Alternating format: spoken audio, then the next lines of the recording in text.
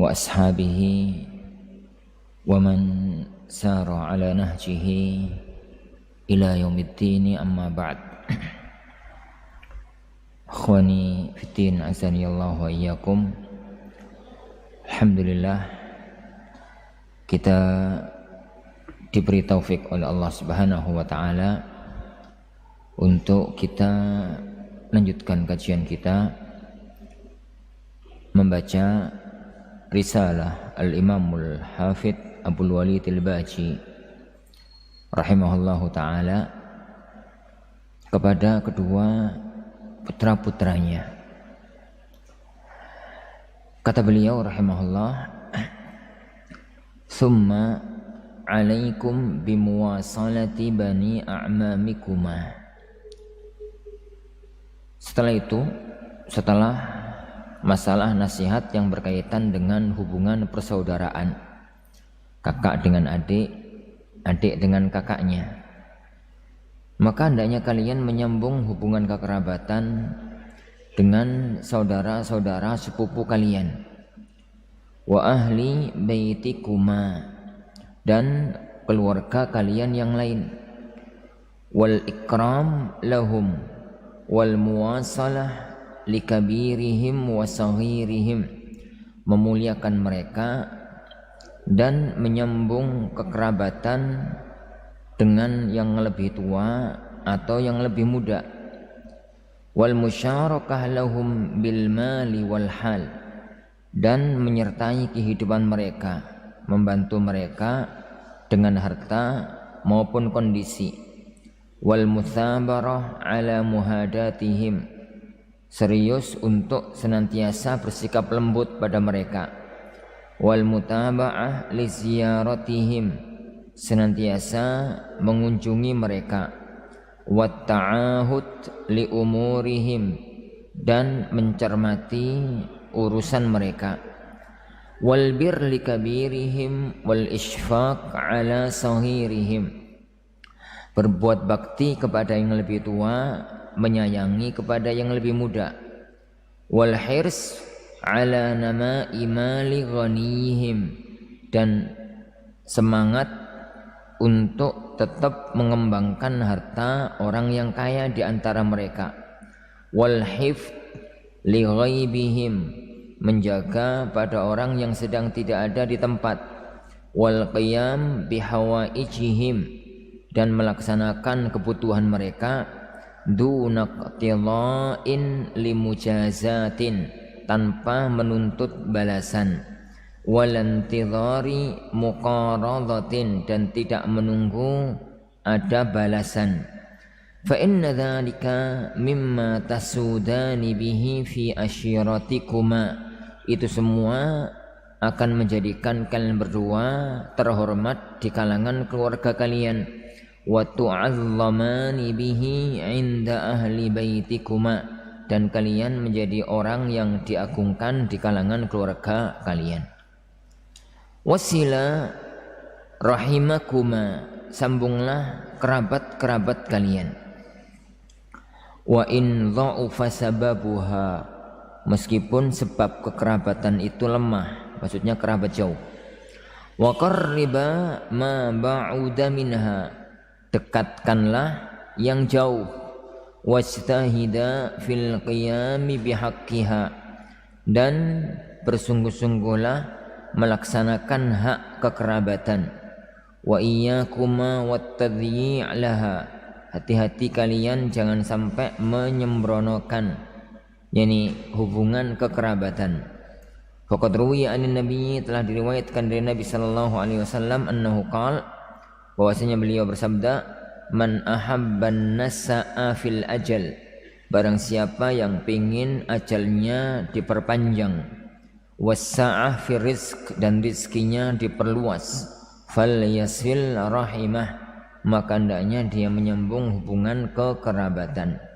Wa hadza mimma yashrufu bihi multazimuhu, yakni dengan ini orang yang melakukannya akan menjadi mulia.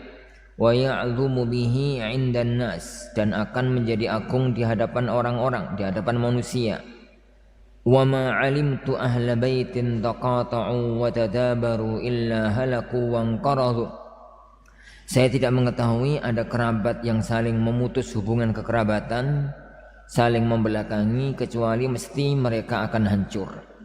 Wala 'alimtu ahla baitin tawasalu wa ta'atafu illa namau wa kathuru wa burika lahum fima hawalu. Dan saya tidak mengetahui keluarga yang saling menyambung kekerabatan dan saling kasih sayang, kecuali mereka akan berkembang menjadi banyak dan diberkahi dalam semua usaha mereka. Setelah Al-Imam Abdul Walid Al-Baji rahimahullah ta'ala menasihati kedua putranya untuk bagaimana berinteraksi dengan adik kakak tersebut, bagaimana kakak kepada adik dan bagaimana adik kepada kakak yang telah kita bahas pada pertemuan yang kemarin. Beliau melanjutkan kepada yang lebih luas, yaitu kepada kerabat dan keluarga yang lain, yang dalam istilah syar'i masyhur dengan nama silatu ar-rahim, menyambung hubungan kekerabatan. Menyambung hubungan kekerabatan. Siapa itu ar-rahimu? Yang diperintahkan oleh Allah dan Rasulnya untuk kita sambung hubungan kekerabatan dengannya. Ar-Rahim dikatakan oleh para ulama kita, man kana bainaka wa bainahu silatu qarabah, orang yang antara kamu dengan dia masih ada hubungan kekerabatan.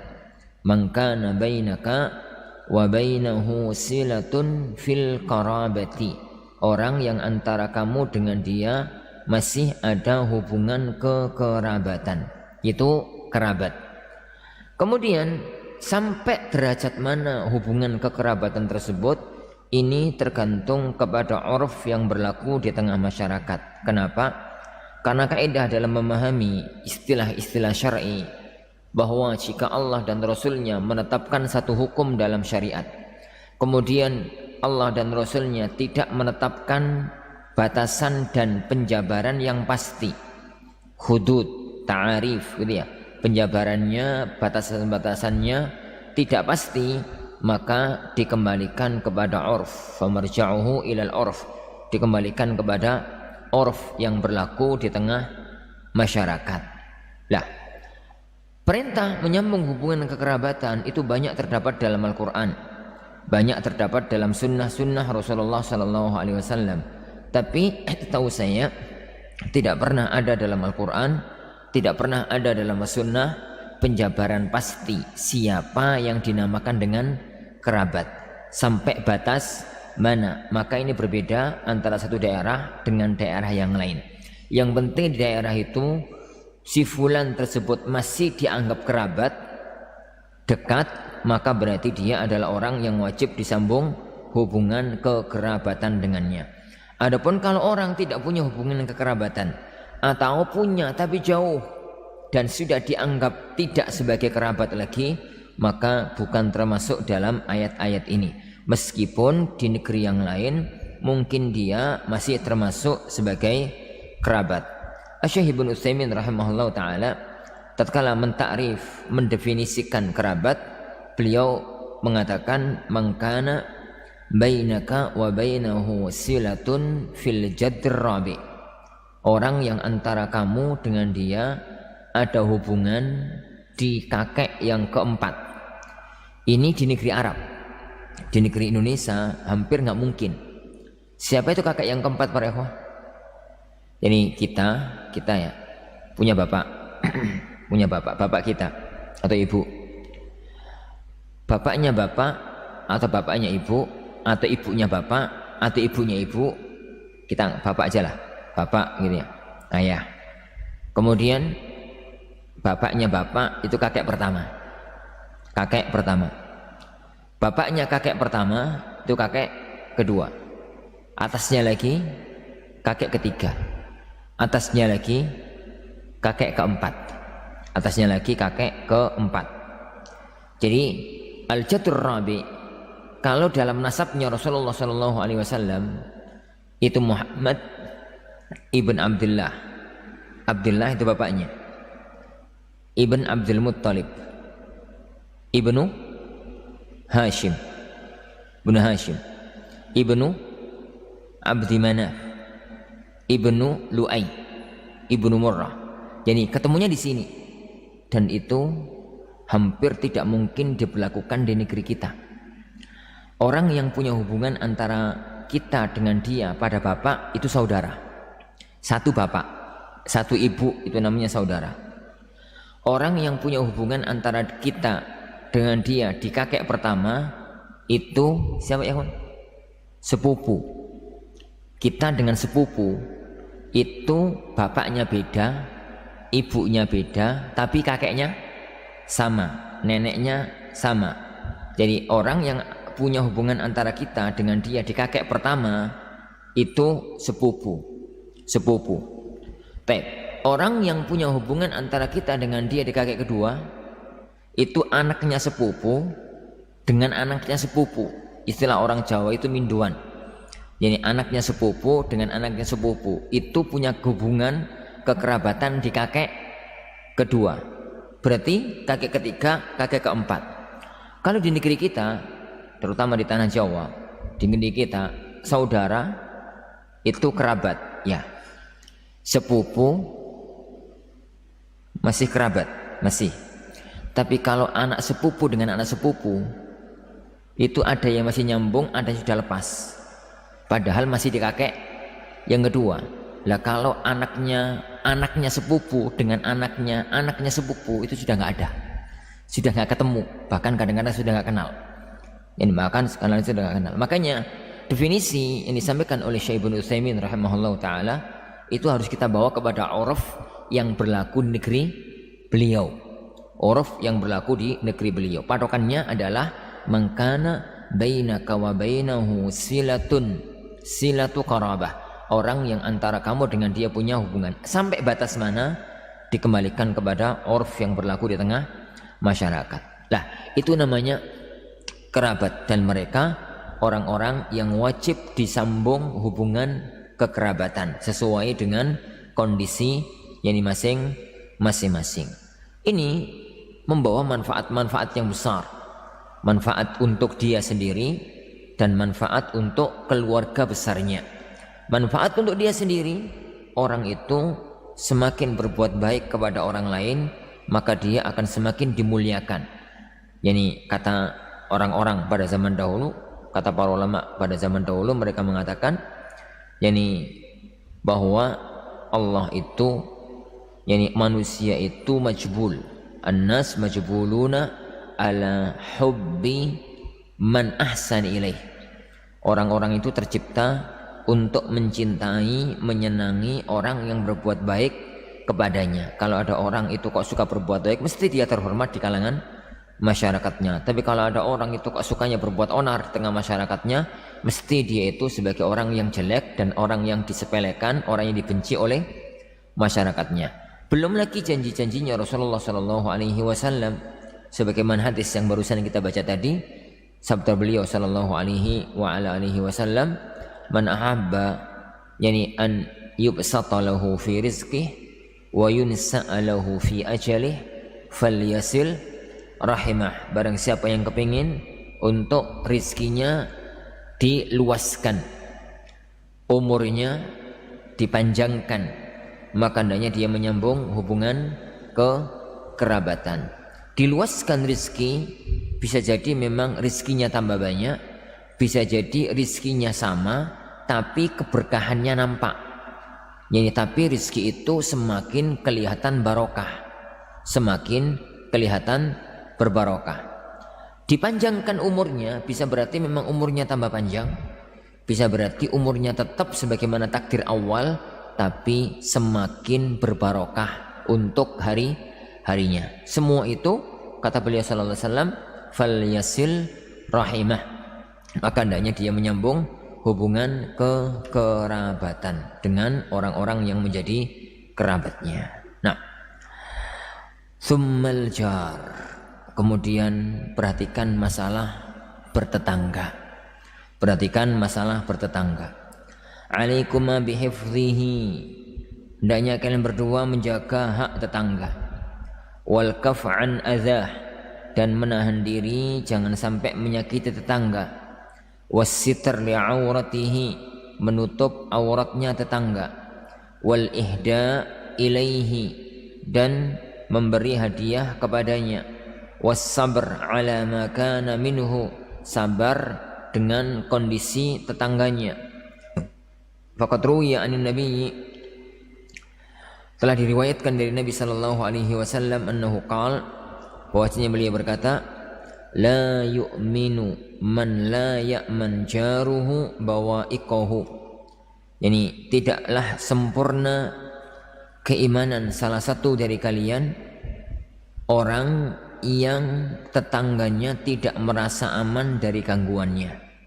Wa ruwiya anhu sallallahu alaihi wasallam annahu qala, dan diriwayatkan dari beliau sallallahu alaihi wasallam bahwasanya beliau bersabda, mazala jibrilu yusini, mazala jibrilu yusini, senantiasa Jibril berwasiat kepadaku bil jar, untuk berbuat baik kepada tetangga, hatta dhanantu annahu sayuwarrithuhu, sampai saya menyangka tetangga itu akan mewarisi tetangganya.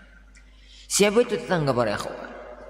Yang diperintahkan oleh Allah, diperintahkan oleh Rasulullah sallallahu alaihi wasallam untuk orang itu berbuat baik kepada tetangganya. Tetangga itu dalam definisi para ulama, al-jaru huwa al-mulasiku fi daris sukna. Al-mulasik fi dari as-sukna. Tetangga itu orang yang mepet berdekatan tempat tinggalnya, itu tetangga.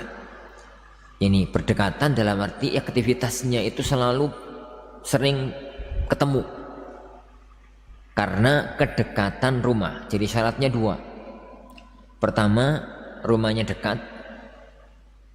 Yang kedua, aktivitas itu mulasik, sering lasik itu sering ketemu, sering nempel. Itu namanya tetangga. Namanya tetangga. Dari sini kalau sering ketemu, karib, tapi tidak berdekatan rumahnya, maka itu bukan tetangga. Kayak teman kelas, teman kantor, teman perusahaan, dan macam-macam, itu bukan tetangga, meskipun mereka orang dekat. Yang kedua, kalau rumahnya berdekatan tapi hampir nggak pernah aktivitas bareng-bareng, itu pun bukan tetangga. Gambarannya gimana Pak Fitan azani Allah wa yakum? Gambarannya itu kalau mepet tapi belakang ketemu belakang. Jadi ini rumah menghadap ke sana, ini jalan. Ini rumah menghadap ke sana, ini jalan. Ini jalan. Jadi ini sama ini itu mepet-pet. Rumahnya mepet. Mepet belakang ketemu belakang. Tapi ini itu aktivitasnya dengan orang-orang di gang sini. Ini sama sini berhadapan-hadapan, aktivitasnya dengan satu gang sini. Ini aktivitasnya dengan satu gang sini. Ini sama sini itu banyak yang gak kenal. Jadi gang ini menghadap ke sana, dengan gang sini menghadap ke sana, itu banyak yang nggak kenal. Anggaplah kenal ya sekedar tahu nama, tapi nggak pernah banyak aktivitas bareng. Itu meskipun mepet rumah, itu pun dalam definisi syar'i tidak dinamakan dengan jar, tidak dinamakan dengan tetangga. Dan ini banyak terjadi, terutama di area-area perumahan. Area-area perumahan itu ini pagar perumahan, pagar. Sini rumah, di sini pagar tembok segini. Ini rumah, gitu ya. Ini tuh nggak pernah ketemu sini, karena kalau mau ke sini itu muter jauh ke gerbang utama baru ke sini. Ini, maka dia bukan tetangga, meskipun mepet rumah. Jadi oleh karena itu, yang namanya tetangga itu terpenuhi dua kriteria tadi yang diistilahkan oleh para ulama kita, yakni huwa al-mulasik fi daris sukna, yakni mepet berdekatan rumahnya, dan mulasik itu sering aktivitas bareng, yakni keluar masuk rumahnya itu sering tahu, yakni tetangganya yang lain. Apabila definisi tetangga ini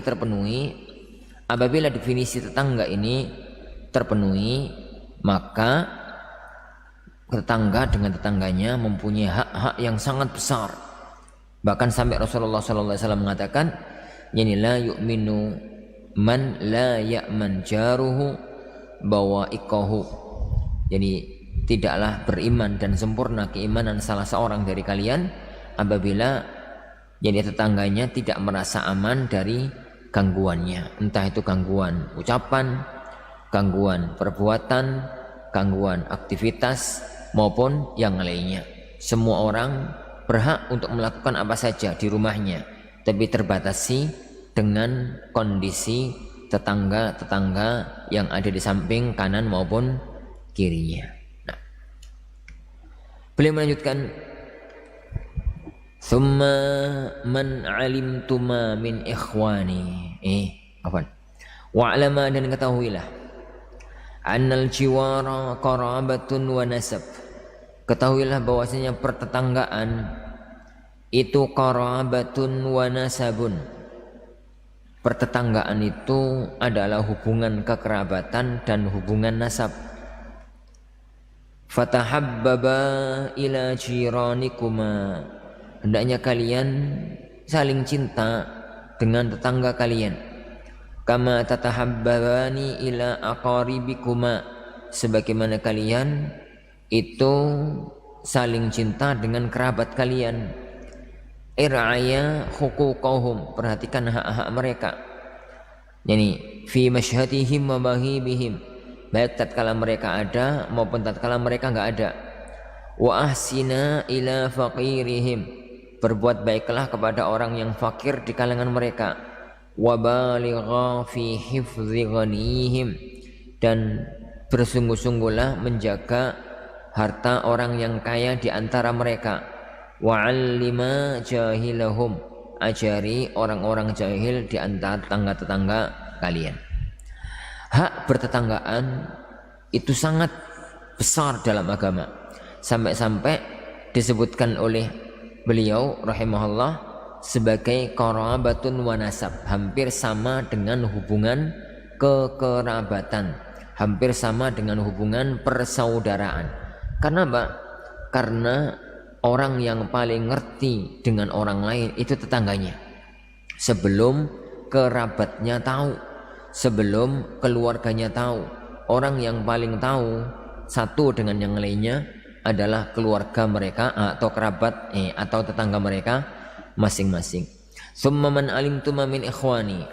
Kemudian orang yang kalian ketahui dari saudara-saudaraku, wa ahli mawaddati, dan orang-orang yang aku cintai. Fa innahu yata'ayyanu 'alaikuma mura'atuhum. Wajib bagi kalian berdua untuk mencermati mereka, memperhatikan mereka. Wa ta'dhimuhum, dan mengagungkan mereka. Wa birruhum, dan berbuat baik kepada mereka. Wa ikramuhum, dan memuliakan mereka. Wa muwasalatuhum, dan menyambung hubungan dengan mereka. Faqad ruwiya an Abdullah bin Umar, telah diriwayatkan dari Abdullah bin Umar radhiyallahu annahu hadatsa anin nabi, bahwasanya beliau meriwayatkan dari Nabi sallallahu alaihi wa ala alihi wasallam, annahu qala, bahwasanya beliau bersabda, inna abarral birri an yasfilar rajulu ahla wuddi abih. Di antara kebaikan yang paling baik adalah seseorang menyambung hubungan kekerabatan dengan orang yang dicintai oleh bapaknya. Apabila orang itu bapaknya telah meninggal dunia, maka kewajiban bakti kepada orang tuanya tidak putus. Salah satu di antara cara berbuat bakti kepada orang tua yang telah meninggal dunia adalah dengan menyambung hubungan kekerabatan dengan orang-orang yang baik hubungannya dengan orang tua.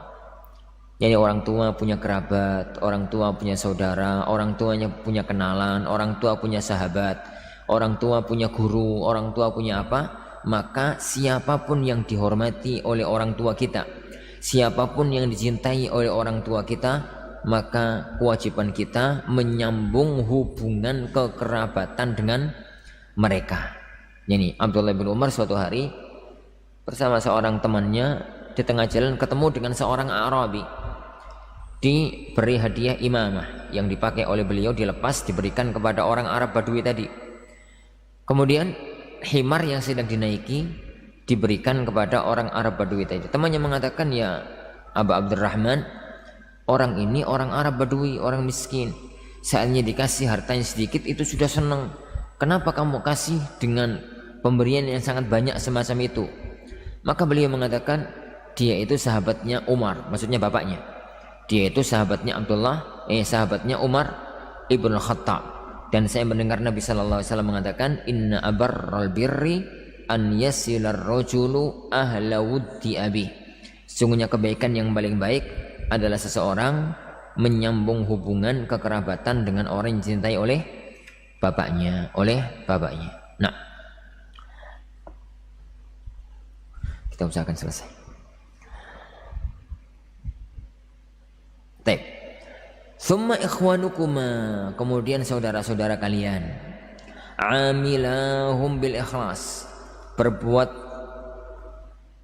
bermuamalah kalian dengan mereka dengan keikhlasan, wal ikram, dengan memuliakan, wa qada'il huquq wat tajafi anil dhunub, melaksanakan hak-haknya, menjauhi dosa-dosanya, kesalahan-kesalahannya, wal kitmanil asrar, menutup, merahasiakan rahasia-rahasianya.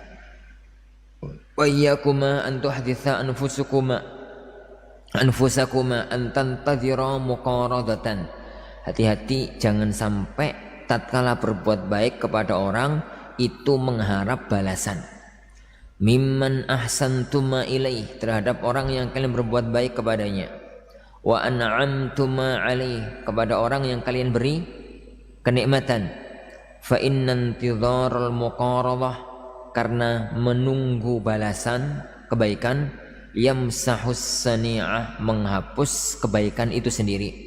Wa yu'idul af'alar rafi'ata wadhi'ah, dan menjadikan perbuatan mulia menjadi rendah. Wa taqlibus syukra dhamma, membalik kesyukuran menjadi celaan. Wal hamda maqta, dan pujian menjadi celaan. Ini diulang-ulang oleh beliau, sudah kayaknya berkali-kali lafaz semacam ini muncul di kitab ini.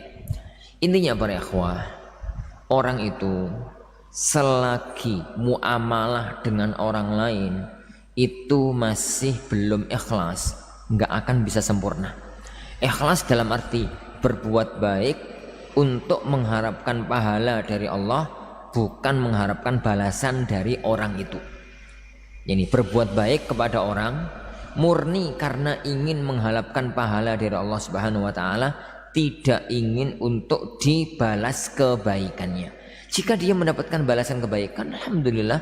Jika dia tidak mendapatkan balasan kebaikan, alhamdulillah, karena dia juga tidak mengharapkan hal tersebut. Jika orang mampu untuk menata hati, berbuat baik kepada orang sampai pada tataran ini, insya Allah dia akan bisa istiqamah di atas jalan kebaikan. Dia akan mampu berbuat baik kepada semua orang, sampai pun kepada orang-orang yang tidak berbuat baik kepada dirinya. Kenapa? Karena dia berbuat itu bukan untuk mengharapkan balasan, bukan untuk dipuji, bukan untuk disanjung, tapi dia melakukan itu untuk mendapatkan ridha Allah Subhanahu wa taala. Meski satu yang pasti, bahwa jika Allah itu telah ridha kepada seorang hamba, pasti Allah akan menjadikan orang lain itu berbuat ridha kepada dia. Dalam sebuah hadis Rasulullah SAW mengatakan, Jibril itu diperintahkan oleh Allah Subhanahu wa taala, ya Jibril, inni uhibbu fulan fa ahibbah. Wahai Jibril, saya mencintai fulan. Allah berkata kepada Jibril, maka cintailah si fulan tersebut. Fa ahabbahu Jibril, maka Jibril pun mencintai si fulan yang dicintai oleh Allah. Begitu Jibril sudah mencintai orang itu, dia pun menyampaikan kepada para malaikat, innallaha qad ahabba fulanan fa ahibbuh. Wahai para malaikat sekalian, sungguhnya Allah mencintai si fulan, maka cintailah dia. Fa ahabbuhu, maka mereka pun mencintainya. Wa wudhi'a lahul qabulu fil ard, kemudian dia dijadikan oleh Allah sebagai orang yang diterima di muka bumi. Ini salah satu di antara gambaran mudah bahwasanya orang itu tatkala berbuat baik dalam masalah ibadah maupun dalam masalah muamalah, jangan pernah harap-harap balasan, tapi murni karena Allah Subhanahu wa taala. Yakinlah bahwasanya balasan itu pasti akan datang dengan sendirinya, dan dia akan menjadi orang yang dimuliakan oleh Allah. Dan kalau menjadi orang yang dimuliakan oleh Allah, maka dia pun akan mulia di hadapan makhluk-makhluknya dunia maupun alam langit para malaikat-malaikatnya. Wallahu a'lam. Insyaallah subhanahu wa ta'ala ini yang kita pelajari 1 menit lagi yang kita pelajari insyaallah subhanahu wa ta'ala kita lanjutkan kalau masih ada waktu di pertemuan depan. Ini insyaallah masih 1-2 kali pertemuan, insyaallah kita selesaikan ini kitab ini. Kita akhiri para ikhwatin azani Allahu yakum majelis kita. Semoga yani membaca kitab ini dengan sedikit ta'liq yani membawa keberkahan untuk kita semuanya. Kita akhiri majelis kita. Subhanakallahumma wa bihamdik, asyhadu an la ilaha illa anta, astaghfiruka wa atubu ilaik.